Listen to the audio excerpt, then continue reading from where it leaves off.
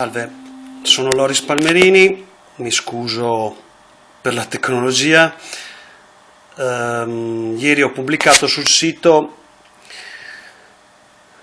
la prova che il governo ha fatto richiesta di annullamento della delibera regionale del Veneto per indire il referendum sull'indipendenza.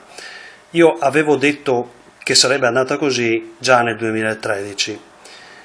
Naturalmente la stampa ha taciuto questa grande sconfitta politica del Consiglio regionale, della Giunta, dei proponenti del referendum per l'indipendenza. C'è di più e c'è di peggio, purtroppo.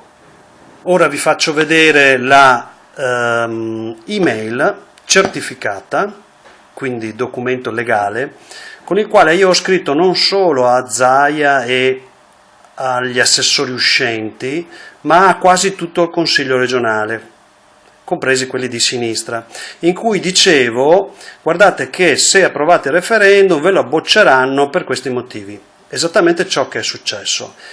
La prima battuta di referendum nel 2013 venne rinviato il referendum, ma poi decisero di farlo passare ugualmente, pur sapendo che era una truffa politica. Ora voi sapete che tutti i consiglieri uscenti si sono macchiati di questa presa in giro.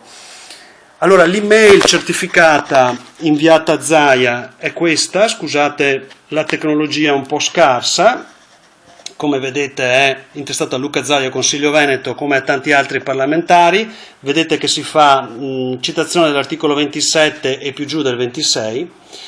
La cosa ancora più grave è che io non solo ho detto non fate questo perché porterà a questo risultato, ma avevo anche proposto un'altra via, la via di far riconoscere il popolo veneto come minoranza nazionale, perché è una competenza della regione, e in questa maniera si sarebbe già avuto da un anno l'autonomia con il bilinguismo come nel Sud Tirolo, non come nel Trentino, ma come a Bolzano, perché è un nostro diritto di popolo veneto che parla la lingua veneta, riconosciuta anche dall'ONU, e c'è una precisa carta europea sulle minoranze nazionali.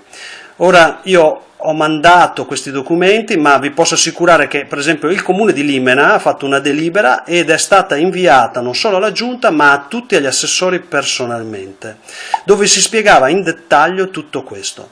Ora siamo nell'evidenza che destra e sinistra non vogliono l'autonomia del Veneto, non vogliono il bilinguismo, non vogliono riconoscere a noi veneti la nostra identità. Siamo di fronte a uno Stato razzista, tanto è vero che la magistratura ha autorizzato a chiamarci ubriaconi congeniti, ubriaconi atavici, figli di ubriaconi. Allora vi faccio vedere un altro pezzo dell'email in cui indicavo questo percorso e l'ho mandato non solo a Zaia ma anche alle opposizioni. Quindi voi sapete che se andate a votare e votate partiti indipendentisti, partiti autonomisti, destra e sinistra, nessuno di loro vi darà nulla perché è già provato.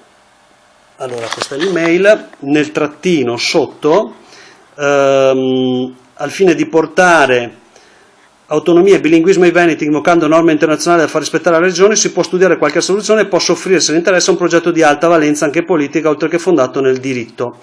Naturalmente, oltre a ciò è stata mandata documentazione più importante, con la specificazione anche di questo percorso legale, che prevede appunto una semplice delibera regionale. Quindi, cari veneti, il voto non vi serve proprio a nulla. Potete tranquillamente non andare a votare e che vinca l'uno o l'altro, molto probabilmente resterete cittadini di serie B costretti a pagare una montagna di tasse calcolabili in molte migliaia di euro l'anno, perché, come sapete, come ho spiegato nel mio blog, noi non siamo Italia, siamo stati invasi dall'Italia e i soldati italiani hanno votato al posto dei veneti. Svegliatevi e datevi da fare, non credete ai partiti politici.